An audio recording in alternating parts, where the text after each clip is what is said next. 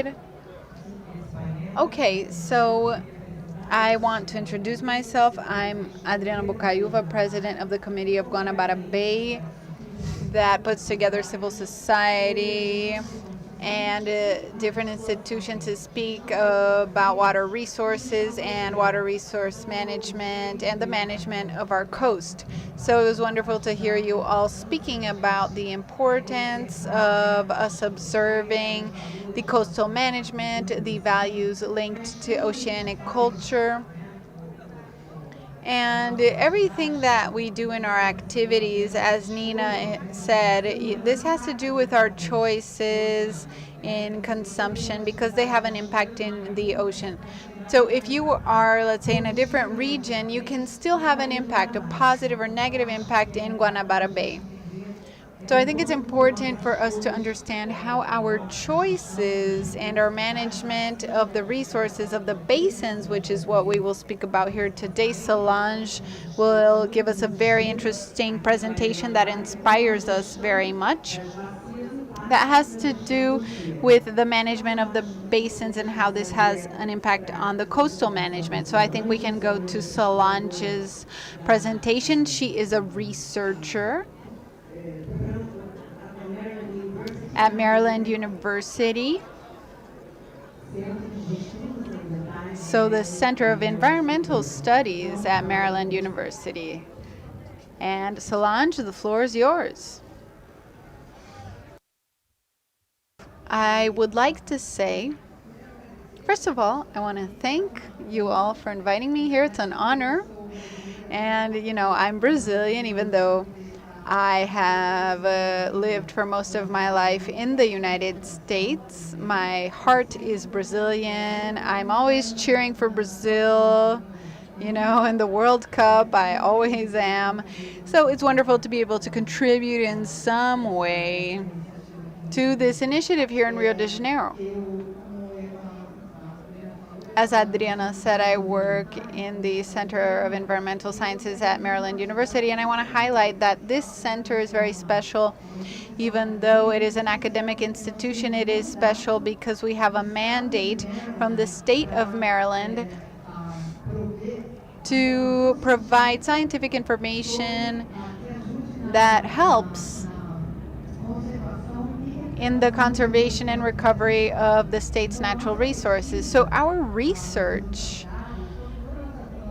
and all of the research that we conduct at the center goes directly to the state or the municipalities or even to programs that address the recovery of our natural resources, and this goes towards regulations, laws, etc. So it's a direct exchange.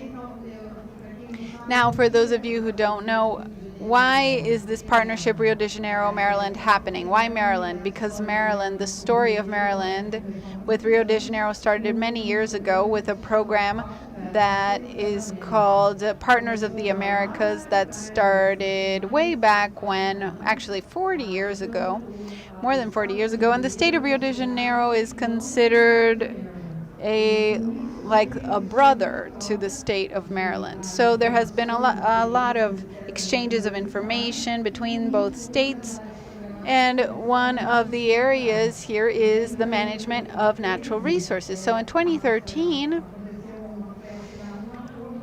an official agreement for cooperation between both states was signed for the recovery of Guanabara Bay. Why? Because in Maryland we have Chesapeake Bay, that we have been working for its recovery for over 40 years. And we have experience with this, and there are many similarities in terms of the problems that occur in these bays. So just to show this to you all very quickly. These are maps. On the left of the Chesapeake Bay and on the right to the Guanabara Bay, showing the health condition of the bays. And you can see the red, yellow, and orange, whatever, it shows areas where the poor health is there. And you can see that the Chesapeake health, even though it's a little better, for 40 years we have been trying to improve the general health, and it's a constant challenge. because there's populational growth, and now with climate change, it's been having a lot of problems, so we can't really slow down. Besides the Chesapeake Bay health and the Banabara Bay being connected, as we had already mentioned, the basins that drain into these bays are also in very bad shape, which leads to these general poor health conditions for the bay. So quickly I made a list of the ingredients, essential ingredients for the recovery plan for the Chesapeake Bay, just transferring information or sharing experiences of what we have in our bay. And I don't want to say that we know what the right way and we're experts in solutions. No, we're just going to learn, and obviously we have different realities than here in Brazil, but we're just trying to give you general suggestions, if you will, about what needs to be done. So I'd like to emphasize in this list that I put here, there are two things that are very important, especially the role of science and monitoring, because I always create this analogy of the health of bays with the health of people as well, because scientists are kind of like the doctors. The doctors do an analysis or a diagnosis in order to find out what the problem is, what is the best treatment, and what the situation, the current situation, to a point they should reach in order to sort of work more naturally, shall we say. And so this is not a guesswork. This is based in predictive ecology for models, etc. And so it's very important to do monitoring, because when we implement measures to improve the condition, it's important to see if they are working, and we have to keep monitoring all the time. And then what is the plan, at least the experience of the Chesapeake Bay, and what is the basin, and then in Maryland we have been able to eliminate the big problem with sewage, because here in Rio de Janeiro, thankfully, we're starting to treat the sewage as well. And so we're focusing our efforts in the basins. And basically, each basin that drains into the Chesapeake Bay had to kind of go onto a diet. As they said, the biggest problem for these bays is the eutrophy and excessive nutrients. So there's a lot of productivity, etc. So all of the basins that drain into this bay had to go into a diet. So for this diet, each basin in municipalities and the states that are involved, because it's not only one state, they have to implement projects in order to reduce the load of nutrients. And also, it has to be monitored in order to check whether it's working or not. And you can see here some of the pictures and mentions some activities in the restoration of sandbanks and the restoration of rivers and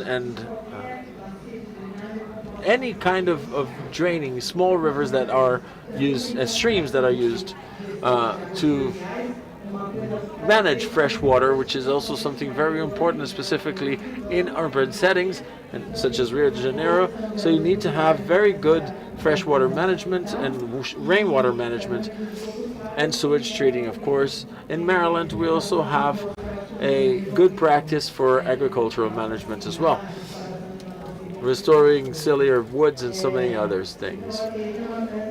So we worked in an adaptive structure of management. We have the objective, the goals, and the actions that we need to implement. Then we have monitoring, communication, subsidies, results of the monitoring to check, and what's not working we can change, because it's an adaptive process. We don't know the perfect solution yet, so we need to have this cycle ongoing. And just to close out, I'd like to show you the map of Maryland. You can see that the middle is the Chesapeake Bay. You can see how big it is. in the central part of the state, but also Maryland has a coast area and coastal bays, just like Rio de Janeiro. They have 5 coastal regions and bays, and counting everything, there's a lot of coast in Maryland. So we have several other programs that also try to recover the health of these regions. So we have coastal programs in Maryland, which is a similar situation to this program that is focused on basins. And complementary also programs that seek economic resilience and social resilience in the coastal areas. And just to mention the concept of blue economy, of what was mentioned before, in the United States, blue economy is different in the United States because it considers economic opportunities and job opportunities in oceans, big lakes, and all water resources for coast regions. And in Maryland, all kinds of activities and jobs that are generated because of the recovery of these areas and processes, the Chesapeake Bay, such as coastal bays or whatever, these are accounted as part of blue economy. And so my dear colleague from Maryland will be discussing this deeper. So to conclude, this is an ongoing work, everlasting, and I hope that we can progress and strengthen our cooperation so that we can both benefit from it. Thank you.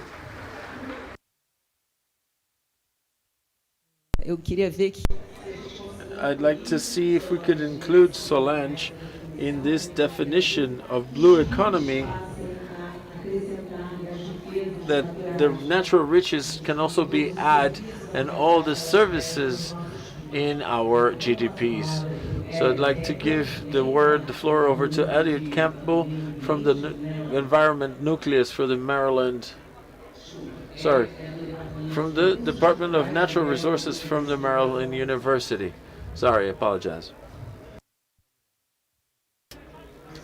Primeiramente, vamos começar dizendo que é uma honra estar aqui. Gostaria de agradecer a todos os organizadores do Green Rio. É muito bom para mim. Vir ao Brasil é um sonho que eu sempre tive. Eu sempre fui fascinado pelas praias e pela Amazônia. Então, foi um prazer enorme estar aqui. A minha apresentação está disponível, por favor?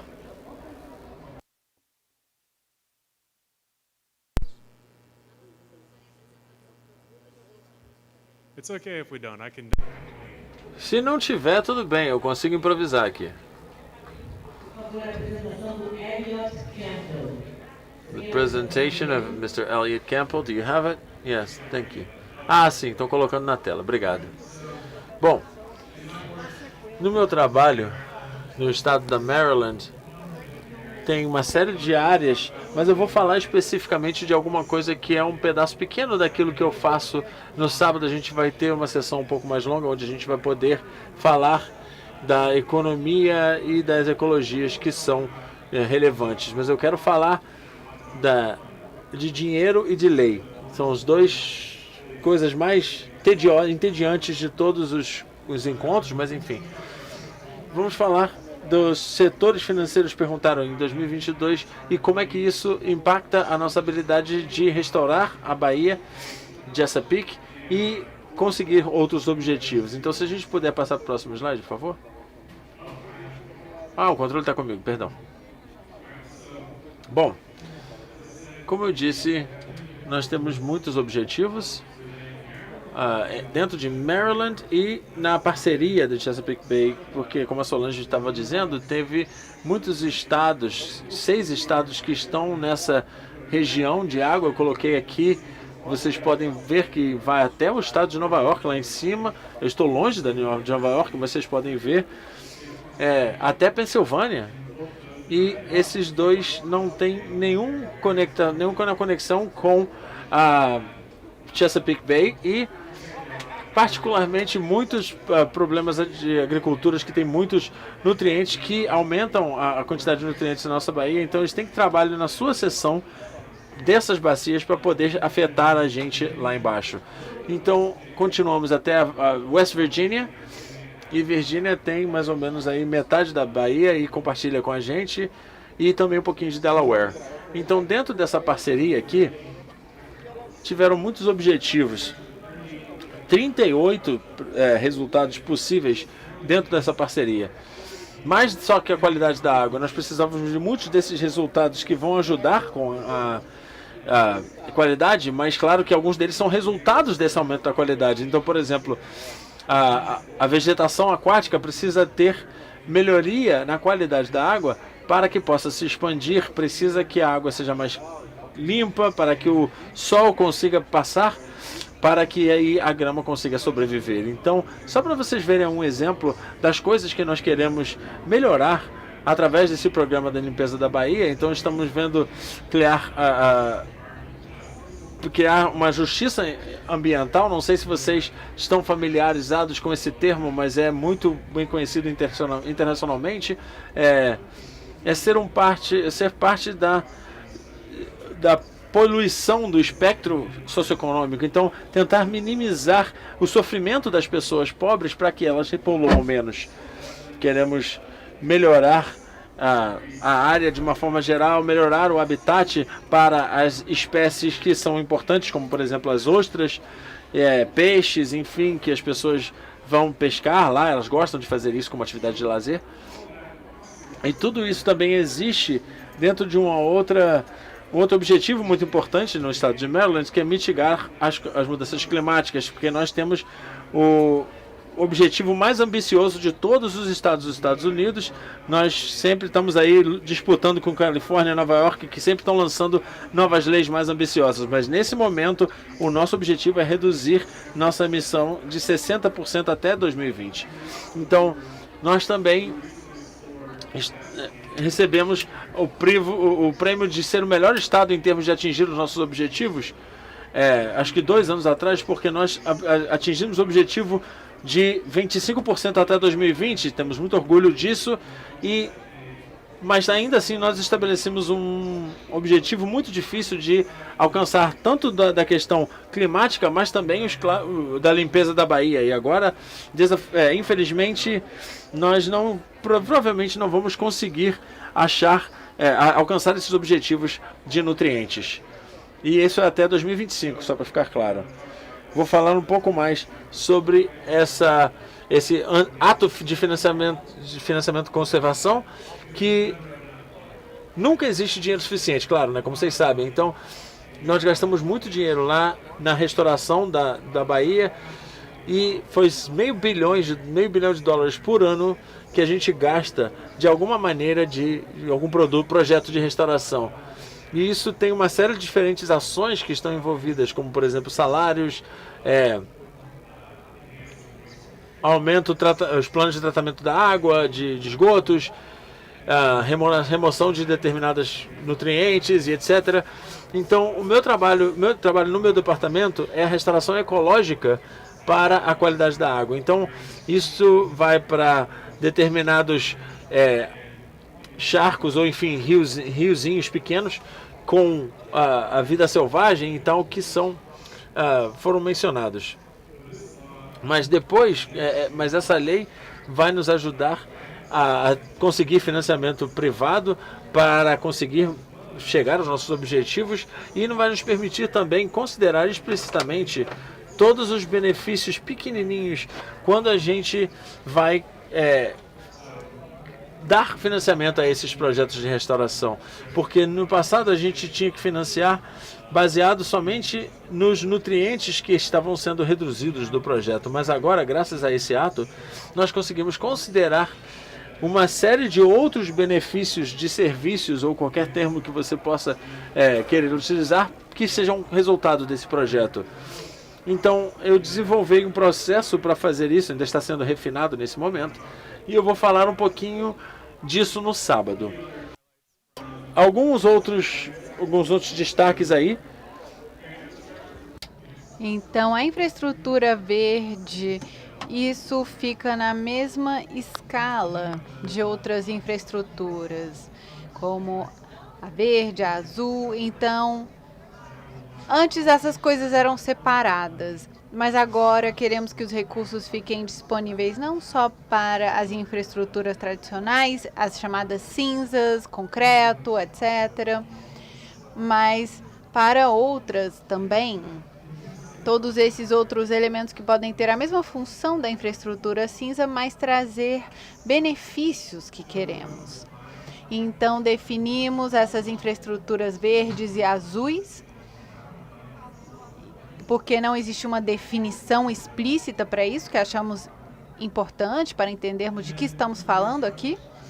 E estabelecemos um comitê para as infraestruturas verdes e azuis. Um componente muito crítico desse comitê é que inclui não só o governo estatal, mas muitas pessoas do mundo das finanças, do setor privado. Eles falam para a gente o que eles precisam do governo para criarem um sistema em que eles se sentem bem fazendo esses investimentos.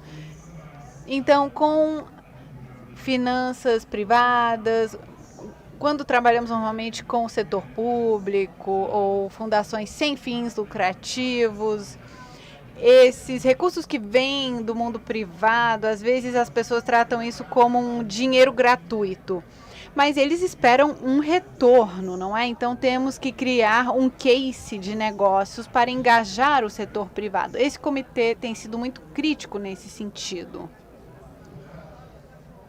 E eu acho que com isso eu terminei. Obrigado.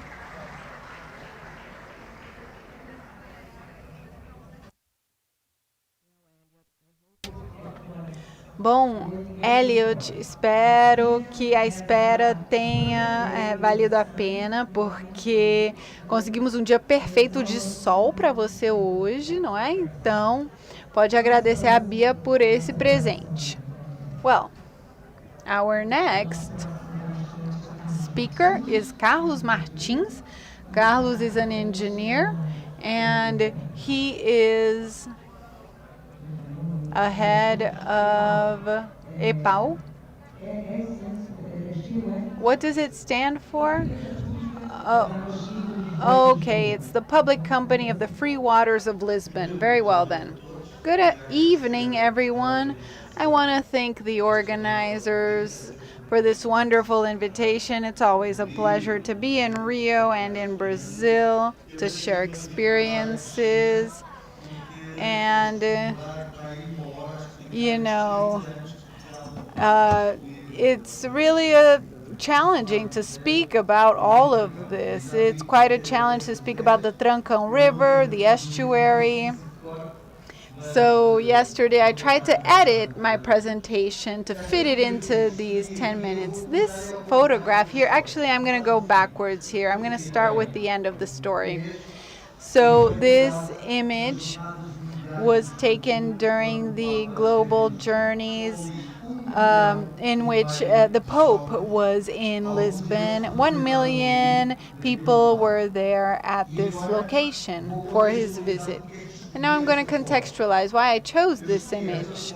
I chose this image because to the right you can see a river, and in front of you here you can see the estuary of the Tejo, and the stage, let's say the altar, where the Pope celebrated this Mass. So under this altar in 1996, we had this wasteland or landfill of the city of Lisbon. The river to the right was the Trancão River, which was considered the most polluted in Europe. And then we have the Tejo estuary, which of course suffered from being in this environment that was very degraded. This whole territory was really in poor conditions, and so we can see what this territory looked like in 1994 when we started the process of recovering this territory for the Expo 98. So this is an area of highly pollutant activities, and the industry, of course, had different criteria for treating this territory. So a lot of pollutants would be discarded into this vast area, more than 40 hectares. So all of the urban sewage, all of it, was discharged directly here, and the industrial sewage as well. We are speaking here about the beginning of the 90s, 92, 93 is probably from when this picture was taken. Now, besides these other issues, of course, we're speaking here about education, environmental values, and so we have made a huge jump in education over this time, and this has radically altered the social scenario of Portugal. So today, people don't want to forget about what happened, and we have a lot of monitoring today involved in all of this. So I want to tell you all in 5 or 6 minutes how we tried to address this river cleanup. Here we have 4 big projects, and I was connected to all of them for different regions. So the closing of the landfills that happened between 97 and 2002. So we actually closed all of the landfills in Portugal.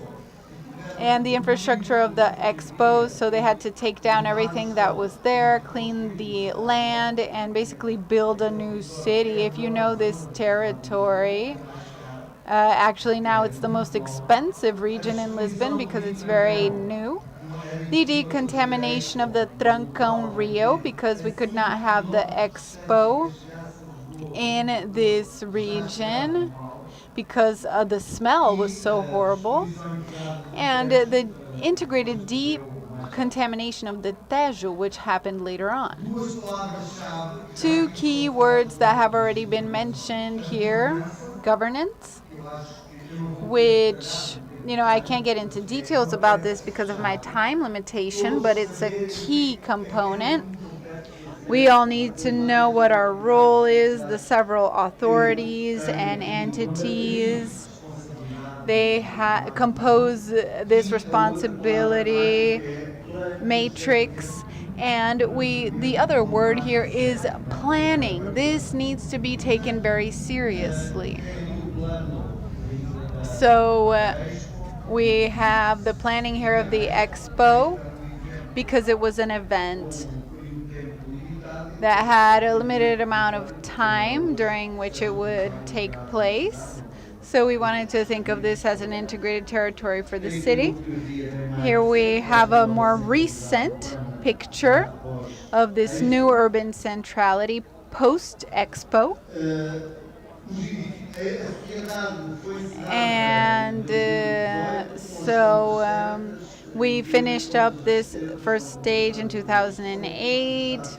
And the state ended up with the more emblematic buildings. And here we have more images as well. Some buildings which were for the Expo are now 5-star hotels, etc.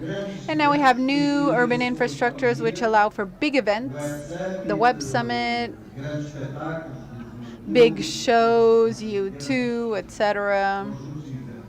Big events.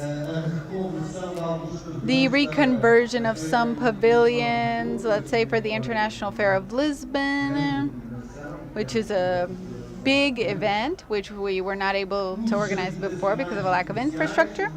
And of course, now we have homes and commercial buildings as well. Infrastructure for education, for healthcare, a new hospital, flexible infrastructure, like urban animation here. This is an image of a rock festival, Rock in Rio as well. And to do all of this, considering the estuary and this natural reserve of the biosphere acknowledged by UNESCO, so nationally and internationally. So the dolphins came back to the Tejo in 2010, and today they are a tourist attraction. And we have the sailing competitions that happen frequently. The Trancão River, which was the most polluted in Europe, now there are people canoeing there to see the fauna and flora. Also economic activities connected to tourism, which today is very important for the Portuguese economy. New dynamics in the estuary. So Lisbon is now in the route of international cruises throughout Europe, sports fishing, and of course this is very related to the quality of the waters. This had been abandoned for a long time. Now we have a park as well that is irrigated with water that is obtained in a sewage treatment facility that is close to it. We do not call them that way anymore. We call them water factories because it is there where we produce the water of the future, especially if we consider climate change and its alterations. So all of the water that we lose is something very serious. And we also produce beer through this treated, reutilized water, okay? So it is a beer for changing minds. That is what we call it. So it is a beer for environmental values. Very well then. We have a more malted one and a less malted one. Very well. So some similarities between the Tejo estuary and Guanabara Bay. The dimension in terms of area is the same. There are 19 municipalities around it. A part of the basin here in Portugal. This basin is actually international because a part of it goes into Spain. So the area of the estuary, 300 to 350 square kilometers. And I have a little video for you all now that maybe can help illustrate what I don't have time to explain right now. So in 1993, the government created this public institution called Waters of Portugal. And we have a rate of coverage of 99% at a national level. It used to be 50. So we reach most of the homes with high quality water, which are guaranteed by the environmental institutions, and these waters are treated. So we are the country in Europe with more recovered waters, and we can see these changes over the past 10 years especially. So we can see here the situation in the 90s with our polluted waters and what we have today. And so ever since Waters of Portugal took on these projects at a national level, we have been working with many different initiatives, and this is our station that has green capturing methods, and it is integrated in the middle of the city. It conducts different treatments for water, for reusing water. We have 4 different types of reused water depending on the use that we want. So of course different uses have different demands, right? If it's water that we're going to be using to wash the street, that is less demanding than other waters that will be used for different purposes. Those will need more rigorous controls. So we have all of these categories that are very well defined, and we have specific treatments for each kind of use. Fortunately, today, several players, economic players, are in the agricultural area, for example, vineyards, are very affected by the residual waters to create in the aquifers. And the last 2 minutes of my presentation, I'd like to call your attention for two other highlights.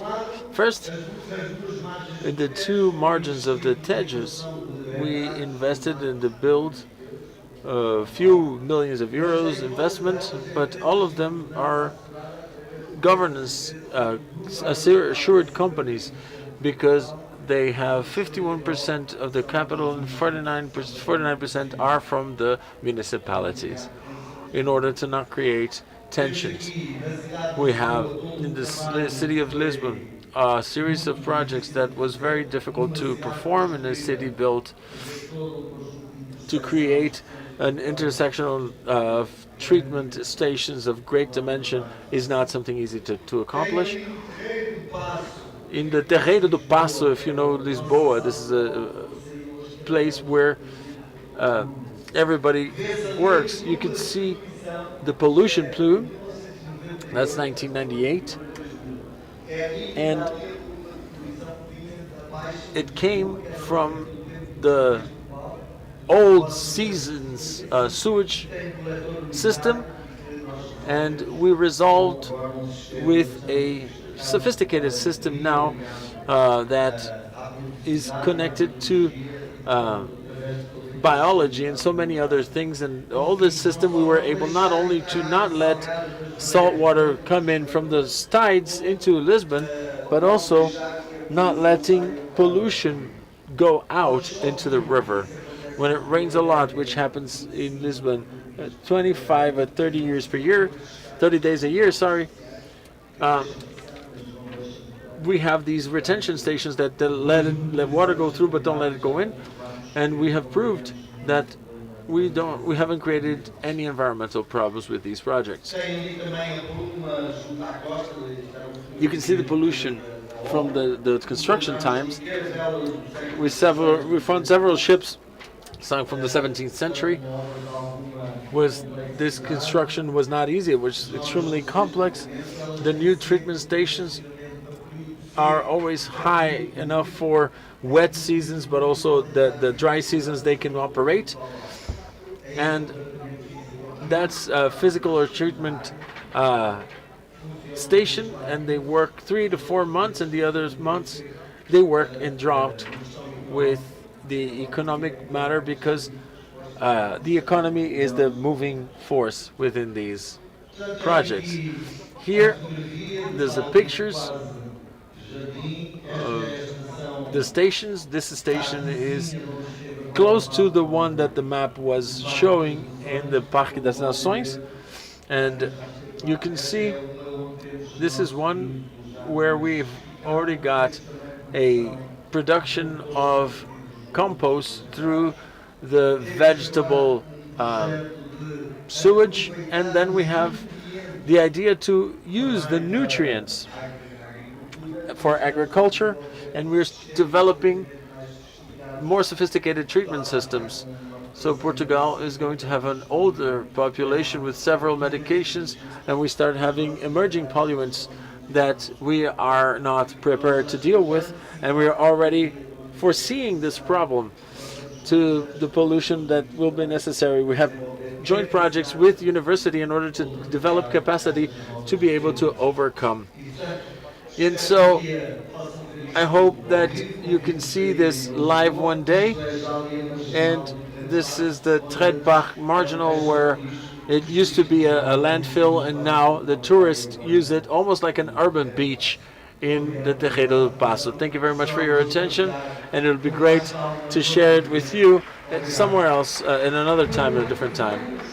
How long did it take? How many years? The estuary project was about 15 years, if I'm not mistaken, and the Trancão 8 to 10. It started in the 94, if I'm not mistaken, when it finished. We had 3 treatment stations with primary treatments in Lisbon, and then one of them with secondary treatment.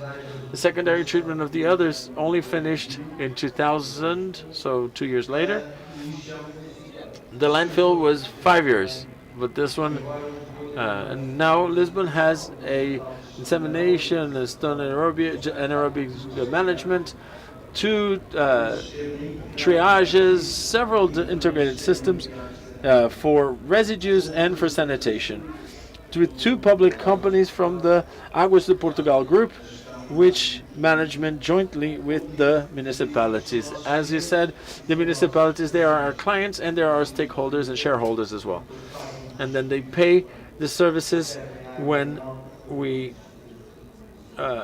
do the sanitation process of the water. Congratulations, this is incredible. This is a presentation, but also something to look forward to. Maybe in 20 years we'll be around, or even less, we'll be drinking a Guanabaran beer directly from the Guanabara Bay. Next speaker is Sérgio Magalhães. He's an architect. We have a very interdisciplinary table. And Sérgio is from the Architecture University of UFRJ, Federal University of Rio de Janeiro.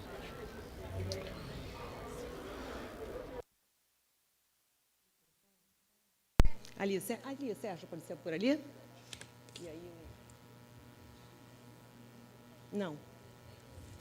O que é bom, porque senão dá microfonia. É bom que fique lá. Muito obrigado. Thank you very much.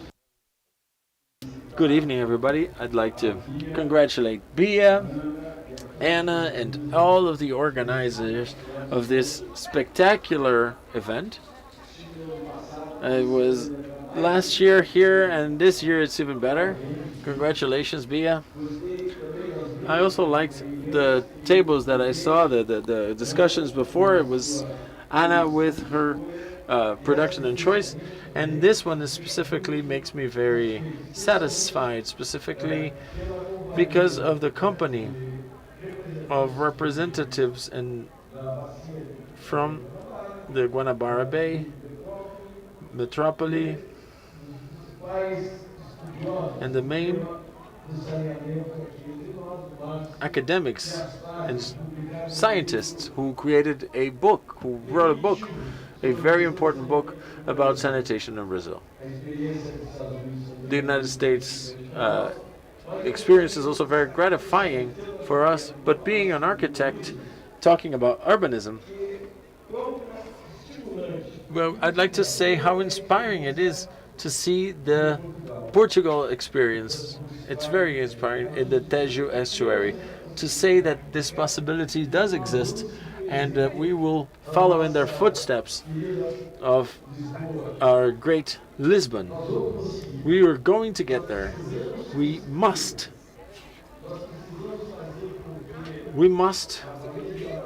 make the Guanabara Bay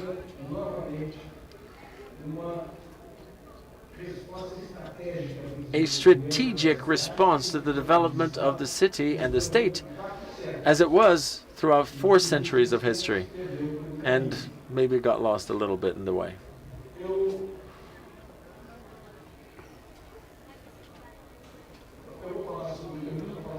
I'm going to talk about urbanism and city, and I know that we have severe problems of public safety. We have problems, sanitation problems, dwellings for citizens, and also lack of industry, which was the deindustrialization of Rio de Janeiro was designed among so many other problems for our metropolitan city. We talk about the metropolitan, the 12 million inhabitants of the city and its environs. But I'd like to highlight one that I think is crucial for Brazilian cities and specifically for Rio. Is expressed, and it's expressed in this dimension. Since we started the process of growth, demographic growth of Brazilian cities around the 40s, the population grew 4 times in the country. I'm talking about national dimensions so that we can reach the local Rio de Janeiro dimension. We grew 4-fold. The urban population grew 15 times more. Look how spectacular that is. It's unheard of in the proportion that it happened around the world. We went from being a group of cities with 2 million houses we went to having 65 million houses in basically one generation, or my lifetime.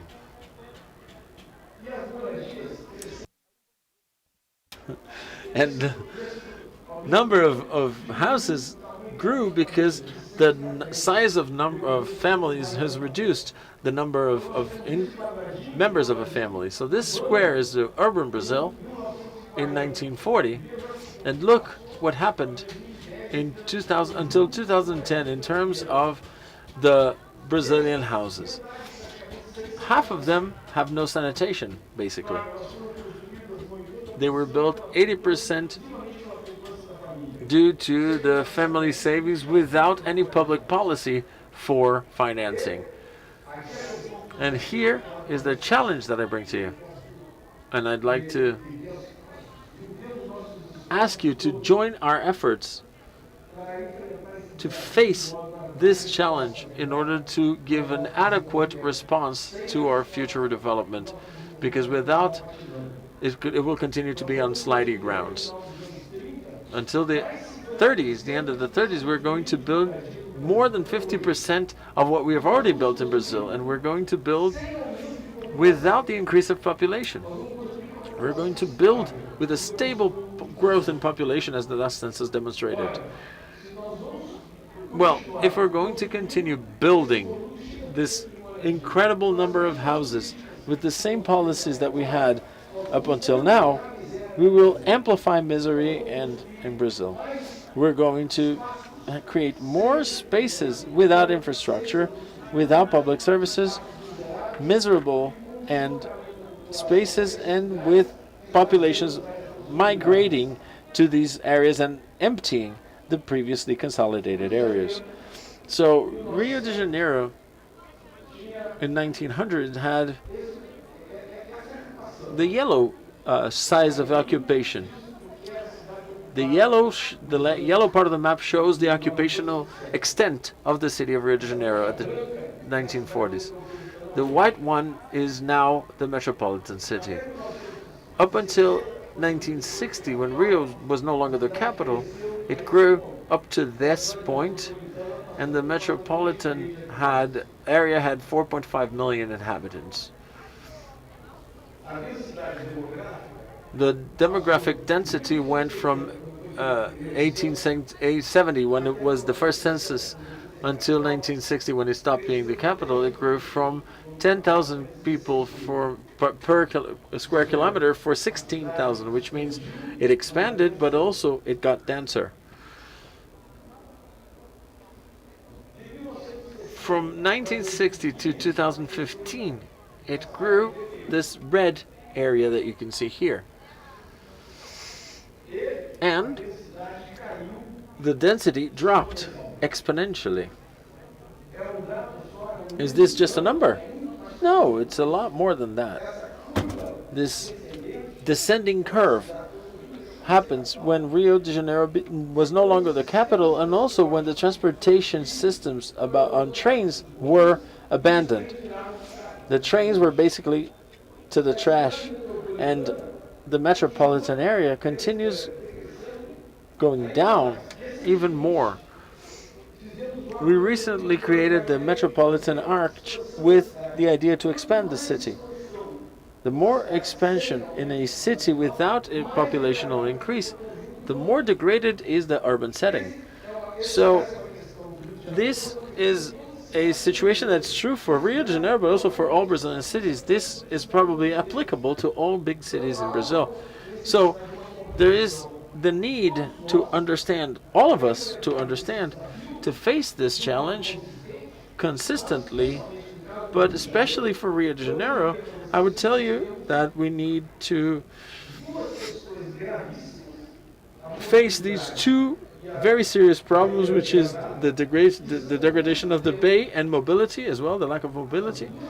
And these two things are at the same time our greatest opportunity to retake this predatory, to restructure this predatory occupational model. So mobility and Guanabara Bay.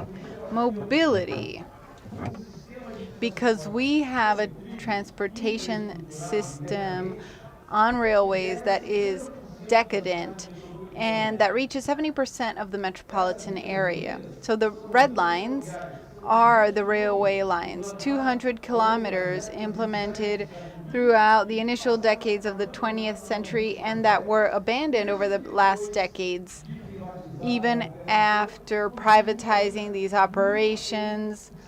They are still not what we would expect from a modern city. In blue we have the subway, and in yellow the end of the subway, line 3. So this system of lines, if we could transform it into something more high capacity, it would radically transform the health of the population of Rio de Janeiro, improve environmental conditions, and the city would then have an interest in better using areas that are already occupied instead of expanding in the way that has been done in an absurd manner even. So the transformation of the trains and the subway, which today seems like a huge impossible challenge, we need to think of it under an environmental perspective as well, social, political, economic. And it should be a very serious possibility to consider. This is the Supervia plan 20 years ago that wanted to transform these train lines into subways, considering that the main segment, Central Deodoro, would have 4-minute intervals. Supervia abandoned this. We lost an opportunity with the World Cup, we lost an opportunity with the Olympics, but we still have the need to rebuild this, to transform what is implemented into a new reality, thinking about this expansion, and we could be an example even for Brazil. But above all, we need to respond to an environmental need and a social need of Rio de Janeiro. We will not have adequate sanitation, as is stated in the law. We will not have adequate sanitation until 2033 if the occupation grows in this way. So we will not have this. We will not achieve this here or anywhere else in Brazil. We need to contain this occupation where the city exists, or we will not reach this objective. And then, we can't just be lamenting, oh, we weren't able to do it. Yeah, we didn't do it, but we're saying we can't do it if we don't have adequate urban policies for Brazilian cities and for Rio especially. Finally, our Guanabara Bay that was so important for us throughout so many centuries, it can be strategically a new vector for containing the expansion of the city and at the same time for qualifying some of the most degraded areas of our urbanization process. So the recovery of Guanabara Bay, besides being a sanitary and environmental issue, can contain this expansion. And it means strengthening the vectors that bring people to the center of the metropolis, so the downtown and Niterói. And it weakens these expansion vectors, which are those that have to do with a lack of housing policies, a lack of transportation policies, and a stimulus towards the occupation of regions like Barra da Tijuca, and even public initiatives recently, public housing initiatives that promoted an expansion that went beyond the existing city. Guanabara Bay, if we recover it, it can transform this reality. Because, so this is the area that is occupied by the metropolitan area, and in blue we have Guanabara Bay between these areas. Now observe how this is such a central location of the bay. It's an articulator of the metropolitan area and of how the city is occupied. The basin of Guanabara Bay, it really is very important in this metropolitan complex. So if we recover this whole group of elements that is between these lines, it can reach other possibilities of urban development, of occupying the territory with quality, and having incentives for growth where the city exists, and recovering, for example, the north side of Rio, the metropolitan east side, and the whole coastal area in Guanabara Bay could go back to being a place for fun and also an economically feasible location. That is why it is such a pleasure to hear about these success cases that have been introduced here, because I think these are incentives for us. They are a possibility for us to follow these examples so we can recover our environmental conditions, so they reach an adequate level, and so that our future as a metropolitan city can be democratically feasible, socially and economically feasible.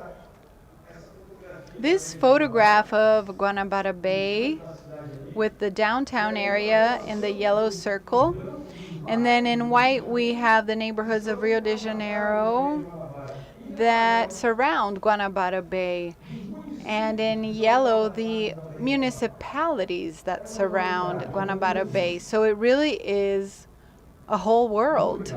It's enormous. Thank you so much.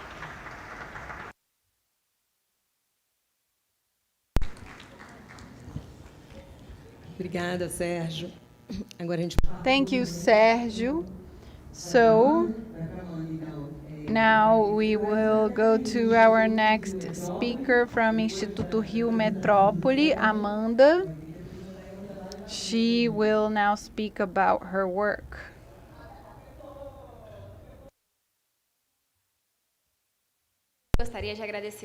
First of all, I want to thank you for inviting me here. And I think the role of the Institute Rio Metrópole today, is to speak about the movement that we are participating in, what is happening now regarding Guanabara Bay and the blue economy. So we are going to try and really achieve a miracle here to do everything within our time. Okay? All right. So before we get started, okay, great. Before we get started, the Institute Rio Metrópole is very new, and I think a lot of people don't know us yet, so we want to just give you all a general overview of what we are, how we started, where we came from, so this all makes more sense because we really are very new. Our story starts in 2015 with the Metropolis statute that gives us the guidelines for metropolitan regions within the states. And in this statute, it says that each metropolitan region of each state will be defined by complementary laws, and you need to have an instrument behind this planning that is the strategic development plan for the metropolitan area, and you need to implement governance. So in 2019, we structured this throughout the whole year, this governance, this metropolitan governance. In 2020, once this was consolidated, we started working with modeling this different concession for the services for sanitation and water. It has to do with what Carlos Martins said, and then we focused on this for 2 years, basically throughout the pandemic, and then we started dealing with some of the demands of the complementary law that creates the Institute Metrópole, the metropolitan governance, and our competences. And then we will speak about 2023.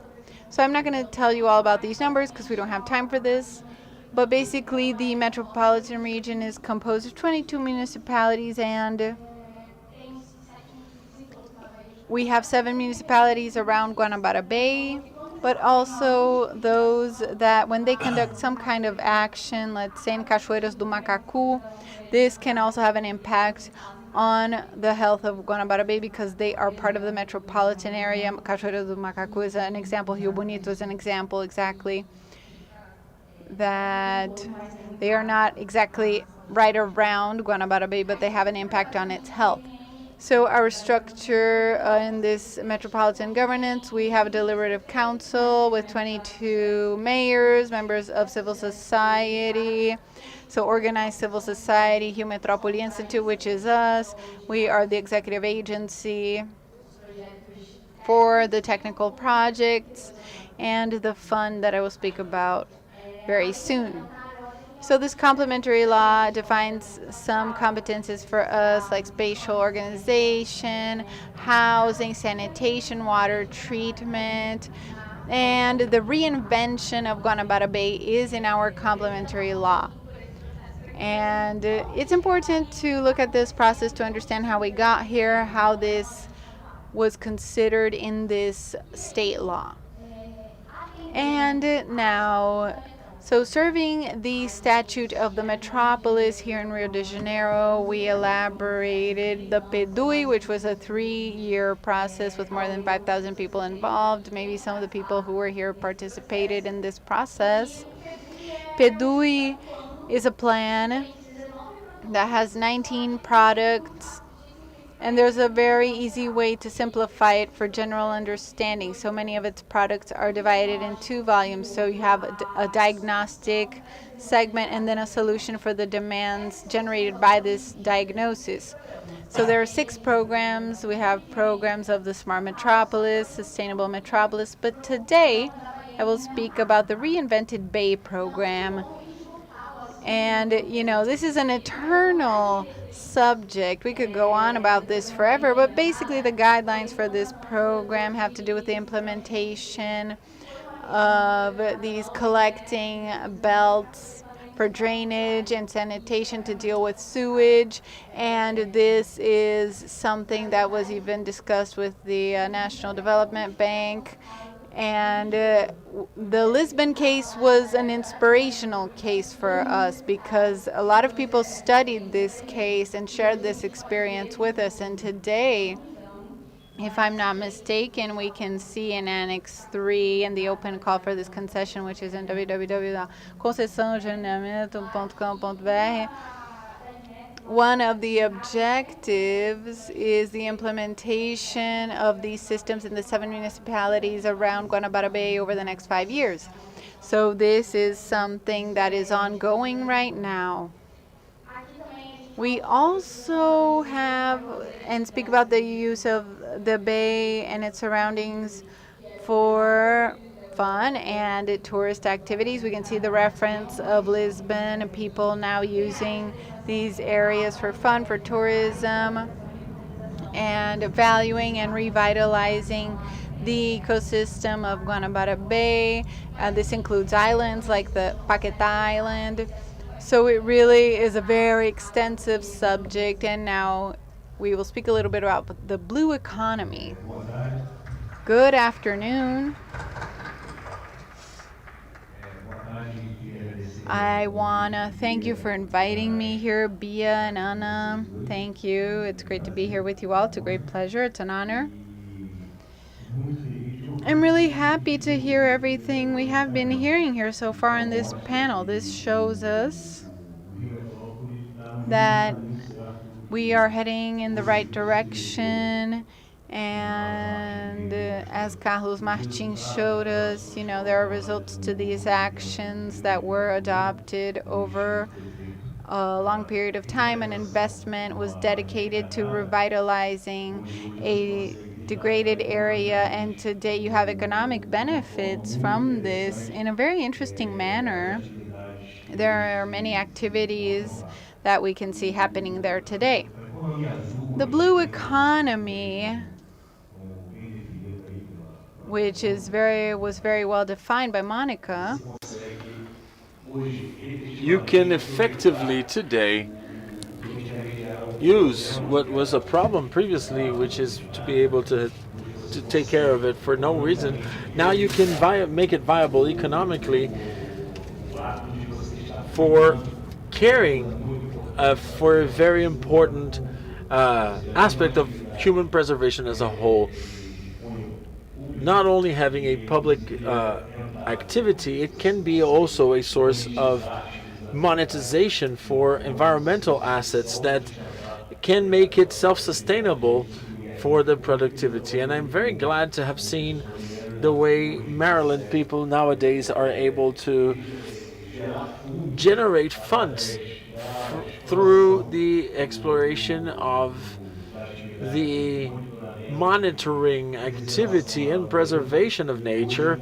They can now, instead of having costs, they can generate revenue which were not counted for anymore. Something that was very important that was mentioned today: no municipalities in the metropolitan here and maybe in Brazil accounts the environmental assets that they have within their municipalities in their spreadsheets, their accounting spreadsheets. And this is something that I can't understand nowadays, because when you come from a perspective that the environmental assets are invaluable, or basically too valuable to be measured, we cannot find parameters to find how much each CO2 ton is worth, demanded in the world agreements to reach the sustainability SDG goals for global warming through the UN.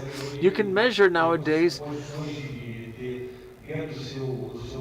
to have, in your municipal asset, a measurable asset that can be measured and used as a guarantee to attract investments and several other benefits that are not seen today. And so we understand that a blue carbon within all the matrices of environmental assets, it's a much more interesting trend than any other type of carbon credits, because it's 4 times larger than any forest assets that you can have. You can sequester carbon with blue carbon in a speed 4 times higher than any forest asset you could. So to belittle this income source that we might have, or even an oasis that we might have, is something that we are paying very deep attention to. And the example that we had from Maryland, which we had in our panel, we saw that it's something that is a very good source of generating income, over $100 million a year. And we hope that we are able to give to the city halls.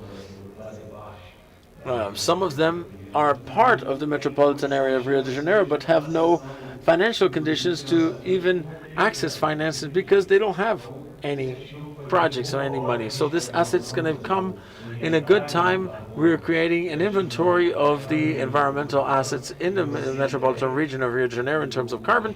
So it's going to be delivered so that we can measure and see what is monetizable within these this ecosystem, I would say.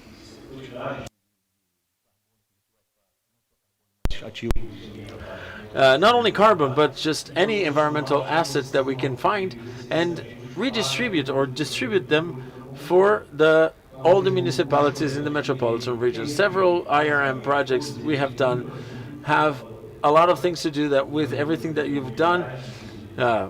Mobility as well, like Sérgio said, it's fundamental for you to be able to have economic growth within the bay. Mobility is a very important topic. Solid residues is also something that we are already executing. And the last project that were approved in the last council meeting, which is Metropolitan Inventory of Carbon, is one of them, and it'll bring the possibility for the Guanabara Bay to cooperate deeply so that IRM and the metropolitan municipalities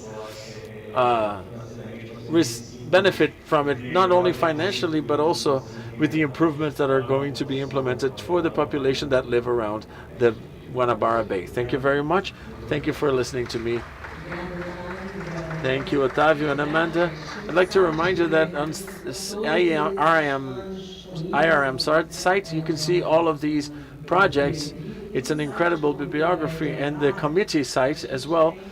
We have the studies that were conducted for the people who are interested. They can access Comitê da Baía de Guanabara.org.br, and the IRM site. Where is it? irm.rj.gov.br. And one more announcement to make. We're going to be together. The metropolitan region of Rio de Janeiro has 22 municipalities, among which 17 are in the Guanabara Bay region. And so it's an enormous threat that the committee has about this territory that it encompasses. And so we're going to be at 2:30 in our stand there at the Sedge at 9:30 on Saturday. Elliott and Solange are going to be discussing their studies related to governance of the Chesapeake Bay.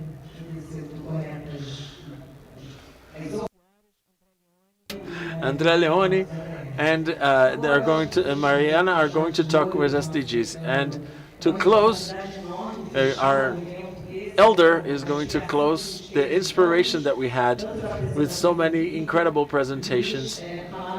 The floor is with Marcio Santa Rosa. All right, thank you.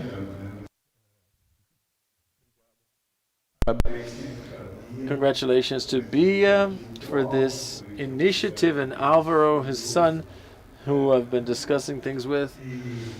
And so I'm very happy to be here in this event, because when we finished organizing the Global Forum, I received the artists that came from the Global Forum in '92. Me, myself, and Marcio Galvão created that renovation of Fundação Progresso, and we were worried about how we will orient people. And so we created the Rio Natura, which is the first ecological fair in Rio de Janeiro. And then the fire department said, don't do that anymore. We're not going to authorize anything in Fundação Progresso. You have to create another place to do it. But we stopped. And now with the BS event here, we are more than accomplished. I like these events because people are discussing. When you go to seminars, they're closer. There's no such an exchange. Here we can discuss among ourselves, and with each other. So for me to close down the presentation, I think if I'm watching what happened here today as the last speaker, our topic is how we are going to converge everything that you saw here today within a governance process. I see Carlos's presentation. I see Sérgio's. It's inspiring us with the Pedui plan and all the equipment, the capacity of incredible people that Otávio and Amanda are running now. And Sérgio talks about the housing problem and the mobility problem, and several other programs on the type, all of the accountability. I think I'm not even going to go with my presentation because I have 10 minutes. I think it's more a conversation. How will we put together all of this information and of the capacities that we have here today in this event, and plus any other colleagues who are here interested and could be sort of sitting here with us instead of being sitting at the audience, how are we going to be able to build this circus of capacities working in an integrated manner? As we take the example from metal, and since 10 years ago, many people didn't believe that we had a UTC problem. There was a bankrupt state, and everybody, the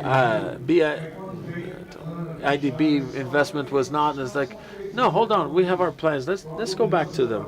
Governance was already designed. Everything was already set. And so they created this integrated management center, which, exactly as it was planned, with a FDDS organization.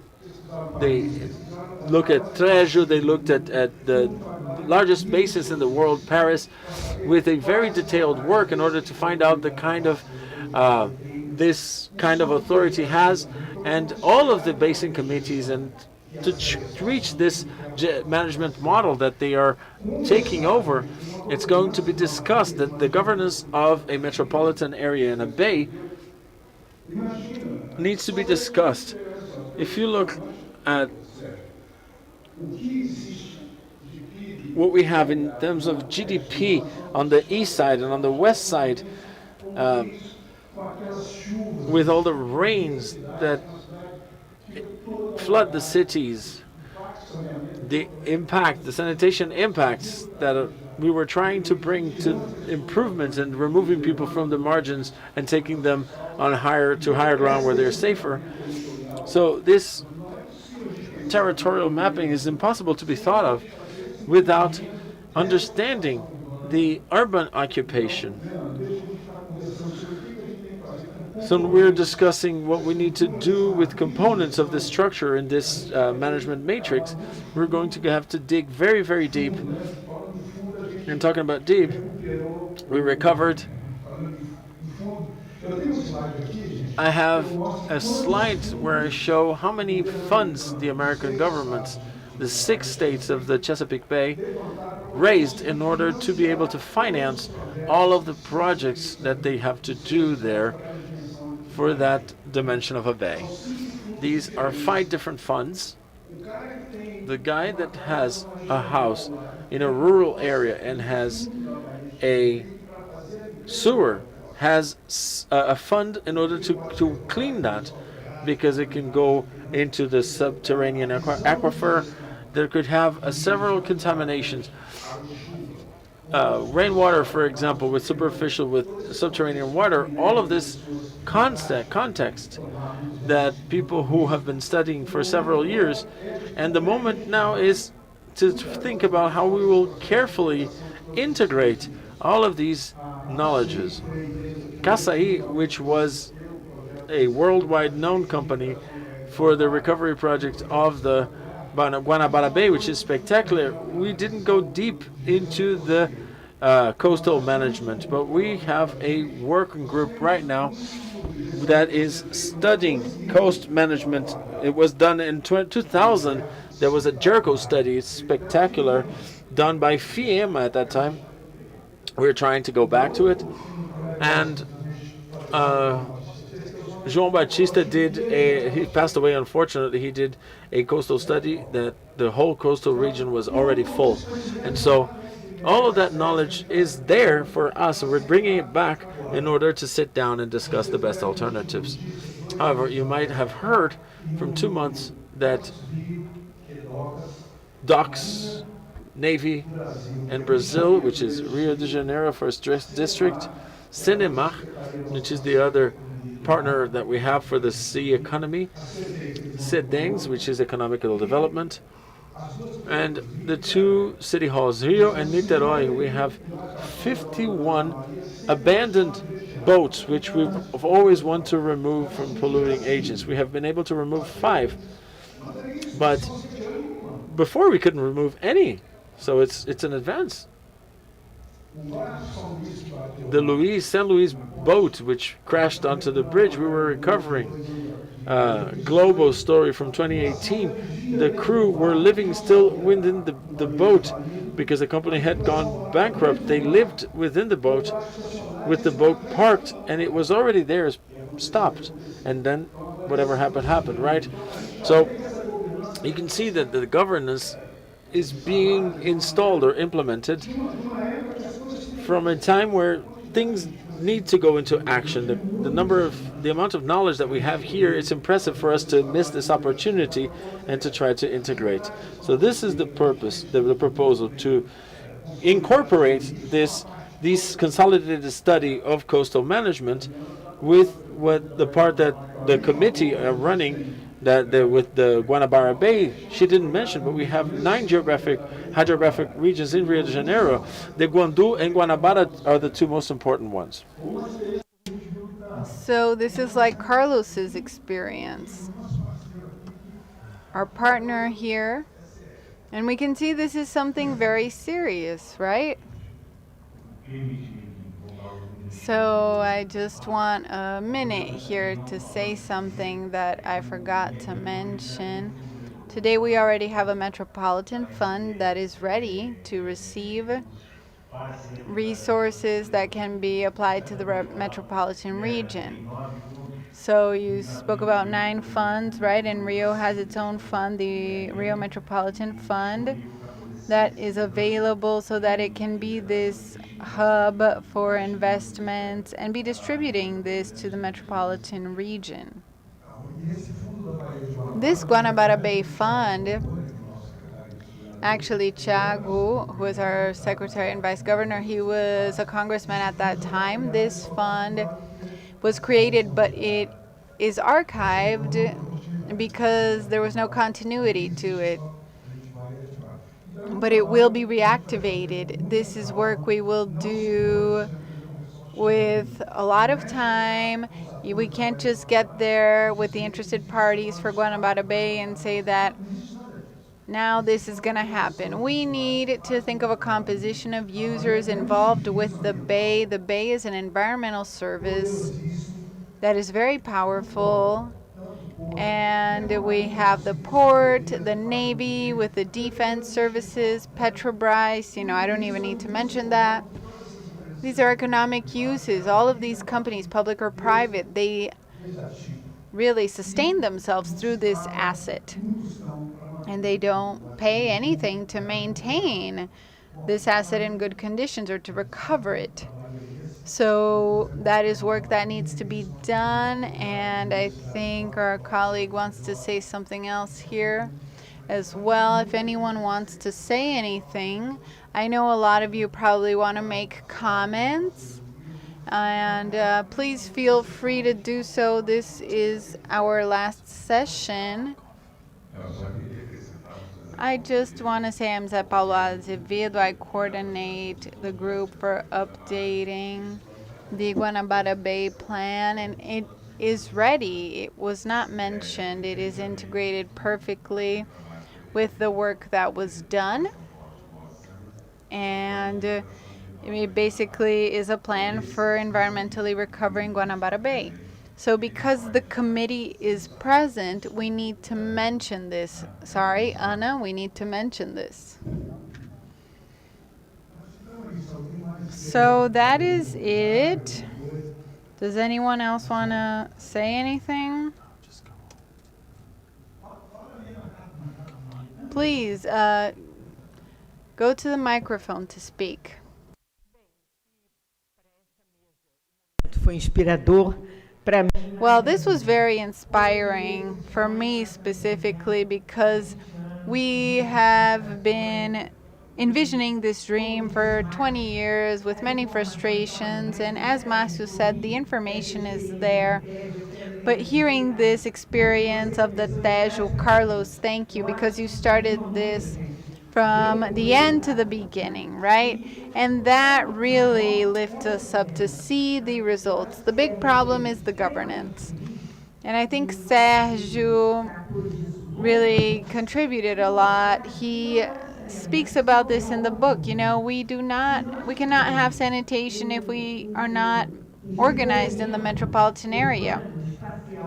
So we need to think of our urban expansion in an organized manner, because otherwise a sanitation program cannot keep up with this evolution. I want to thank Chesapeake as well, because they have been our inspiration since the year of 2000. We created the Center for Sustainable Development at Getúlio Vargas Foundation, and at that time Chesapeake was so inspiring.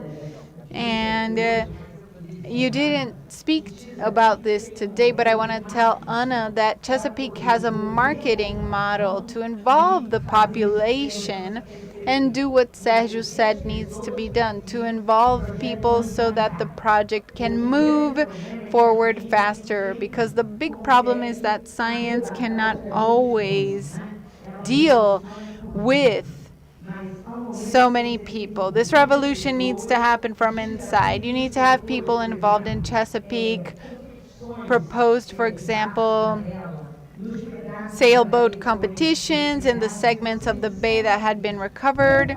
And you were saying to the population, please do this. Do this step by step. First, you decontaminate one segment and you occupy that part. You organize events, activities that help to continue recovering the bay. And what I want to say is that a state like Rio de Janeiro, that has the most beautiful coastal region, the most beautiful lagoons, it does not have nautical sports in its economic projects for blue economy. So I want to ask everyone to pay attention to this.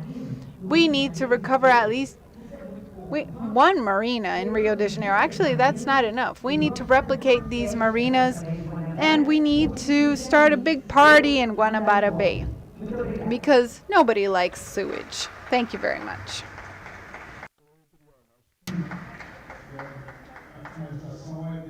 Great. I think that's a great way for us to finish this conversation, right?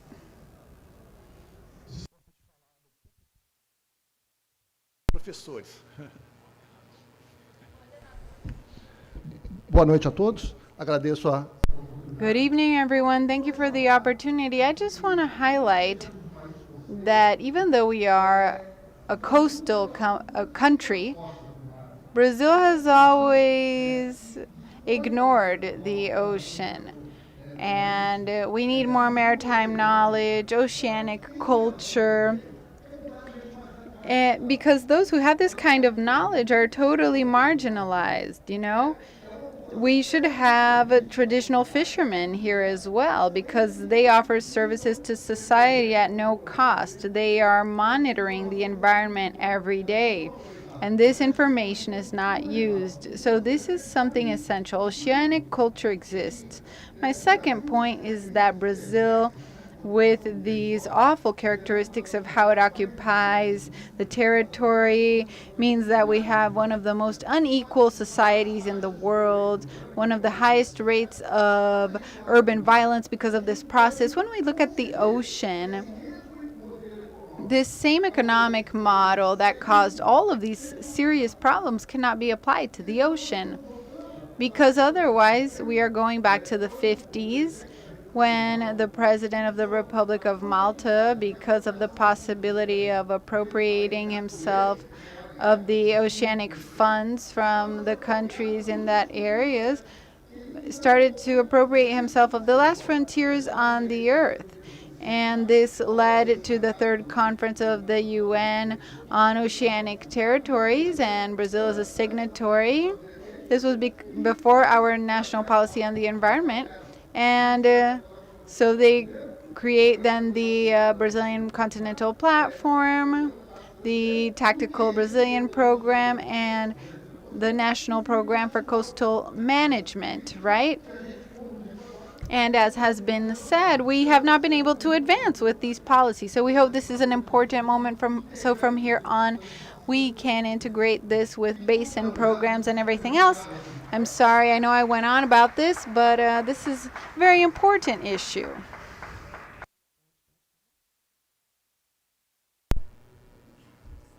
Falar rapidinho aqui, que foi Well, I want to make another comment here, because we were speaking about, starting this party in the bay or celebrating it, let's say. So the issue of environmental degradation, especially water, is that people distance themselves from this region. They don't want to see this ugly thing anymore that smells bad. So any activity that brings people back to that place to look at it, to enjoy it, that has a huge impact. So Chesapeake Bay has this kind of celebratory way of dealing with things, and all of these restoration initiatives for sandbanks, etc., are used for environmental education. So most schools have projects that will help, for example, with planting, vegetation in the area, etc. All of this is important. Something else we are doing more and more in the region is what we call the sciences of the citizen. This means that the citizens themselves become volunteers for monitoring many different things. So we have training for volunteer programs, for monitoring the local environment and ecosystem, and that creates a huge movement. So many things should be done in this sense, and people need to connect themselves to these waters once again. It's very interesting, right? There's many local examples of this. There's a senator that is involved with promoting a parameter, right? It's amazing. Speaking about parties, we have a festival every year with a senator from Maryland. We measure the clarity of the water with a specific tool. It's a disc. So it goes in to check the depth and to see how clear the water is. But anyway, we have a festivity to celebrate this, the clearness of the water, and we have a committee for the river. So it really is very festive. It's about celebrating the progress of the restoration of the river. It's wonderful. I'm Maria Teresa de Jesus Gouveia. In the previous table and this one, we spoke about environmental education, and I am part of the Brazilian network for this since the 80s for a long time. I was really happy about what you said, speaking about citizen sciences that is already practiced by preservation initiatives. So we want all of these environments to be connected. And I come from federal public institutions. I am from the time of the Special Secretariat of the Environment, which today would be the Ministry of the Environment. And I want to speak about the care that we need to take when we speak about environmental education. And we have norms, documents that guide environmental education. There are many identities to environmental education in the public management of the environment. When we speak about water, be it fresh water or salt water, we have paths to tread. And these citizen sciences collaborate towards this. And so I want to bring this concept of oceanic culture to Brazilians, which is different from the oceanic literature, which is being referenced by the UN. The UN has already accepted this information. We participate in different groups. I am part of the Southeast group for oceanic networks, and I'm part of Intergan as well, that works with 5 Brazilian regions. So oceanic culture for us speaks about culture in its most extensive concept. So it's not just about publications and formal learning. We are speaking about bringing the culture of the users from these coastal environments. So fishermen and fisherwomen as well. We have women working in fishing as well today actively. We have related professionals. We have religious practices, and this is in Brazilian oceanic culture. We need to bring this very clearly. And from this, oceanic culture is always in communication with traditional knowledge, and environmental education, the true one, the Brazilian one, works with this complexity of the environment. I really needed to say that because I heard you speaking about environmental education. And so I want to thank you for participating, and I want to thank you. I know you. I've heard your name for a long time. Thank you for opening this dialogue up to the public. Thank you. Esse aqui está fechado. Ah, ok. Então, All right, sure, you can use the microphone. Good night, everybody. I'm Professor Cleonice Bourgian from UERJ, and I'd like to greet Solange here and say that last year I was 3 years in the Maryland University studying with financing of FAPERJ for environmental education in Maryland, understanding the basin as a whole. And I'd like to highlight that I observed that there is public financing for environmental education and an integration among different secretariats. So it's very important for there to be a budget provision for these actions to take place, and also the articulation with different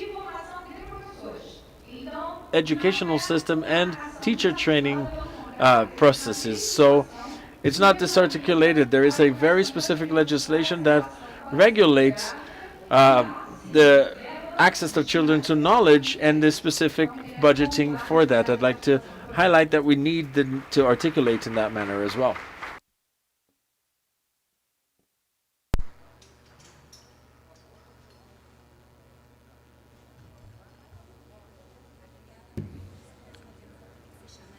Tá, então só mais uma pergunta que a gente tem que fechar mais.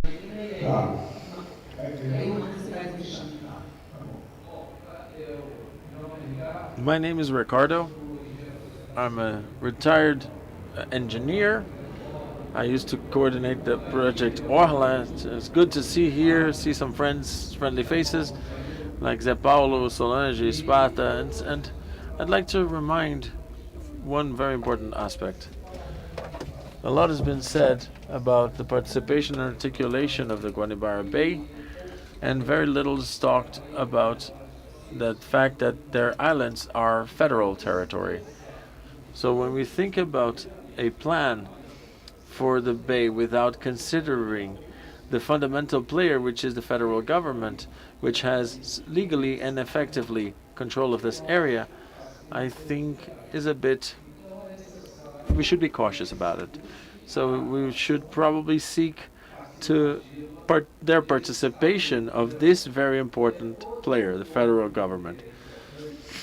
Another very important aspect that might help, you have brilliant ideas and brilliant examples, is that the federal government has had for several years a participational program that is moving quite well in the last months, which is the Orla project, which is a participative project to manage the coastal regions inserted within JERCO that was quoted by you. A few municipalities of the Rio de Janeiro state are already applying the Orla project, and within its scope, society has a fundamental role, and it's stimulated to have a vision of this coastal region. In the case of the Guanabara Bay, Rio de Janeiro, and Niterói, this population will have to bring forward their vision of the Guanabara Bay, or what they think in terms of the future for that place and its uses. So, as a suggestion, I think it's very interesting to seek some connection or articulation with the Orla project, because when we do a workshop in Niterói for the Orla project, could potentially be connected to this higher purpose, not just for that little bit of coast in Niterói, but also to look at the Guanabara Bay as a whole. This would be a work for the mediators but I think it would be an excellent thing for the committee of the Guanabara Bay and this group to be present in these workshops. Thank you very much. So, Mr. Luis Eduardo, right? No, Ricardo. Okay, we have someone, which is Kate Ferraz, who admires your work a lot, and she has already sat with 2 EMEA techniques, Ricardo and Luis Eduardo, who has been studying your project. Is there is your statement actually there, that you were always their representative here.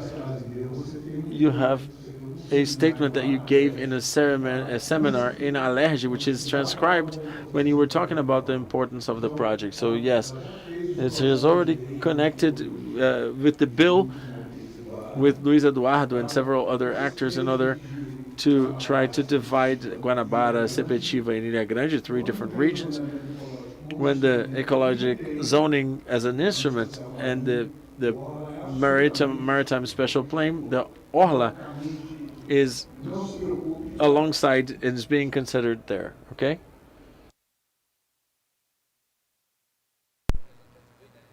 Isso. Não vamos deixar de consultar de maneira nenhuma, né? Tá ok. Tá bom. Muito obrigado. Thank you very much. I think that we have to finish. Da mesa. I don't know if you were here because of the excitement of the ragazzi and everything that he showed. If we can do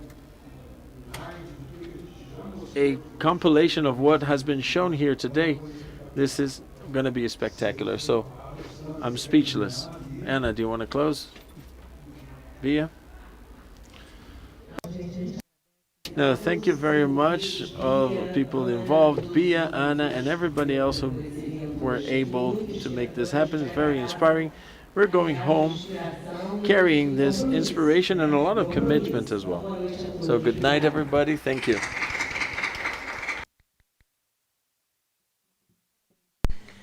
Você vai para ser